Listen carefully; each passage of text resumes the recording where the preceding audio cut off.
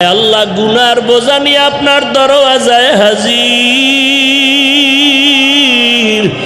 দুনিয়াতে যেদিন আসছিলাম কত পবিত্র, শয়তানের ধোকায় গুনাহ করে ফেলেছি। আজকে আপনার দরজা আসতে বড় ভয় পাইতেছি।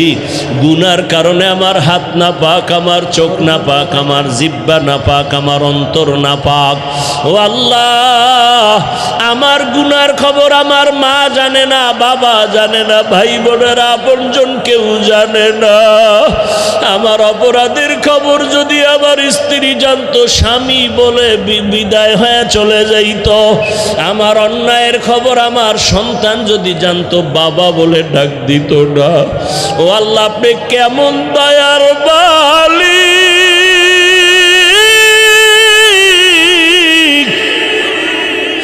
গুনার খবর আপনি জানেন, এত গুনাহ করেছি।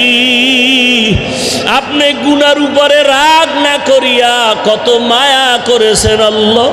গুনার উপরে বেজার হইয়া পানি বন্ধ করেন নাই, খানা বন্ধ করেন নাই। আমি বয়ানের প্যান্ডেলে বসিয়াও কত গুনার পথে দৌড়াচ্ছি। আরে মোবাইলের দ্বারা গুনাহ করি, চোখের দ্বারা গুনাহ করি। ও আল্লাহ, আপনি রাগ করিয়া সম্মানের চেয়ার থেকে ফালাইয়া দেন নাই। ও আল্লাহ, আপনার মতো দয়াময় আর কেউ নাই। আমরা লজ্জিত হইয়া বিনয়ের সাথে আসছি তওবার নিয়তে।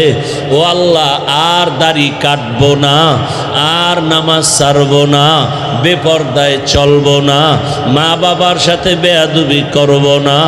ওলামায়ে কেরামের পরামর্শ নিয়া, শিক্ষকের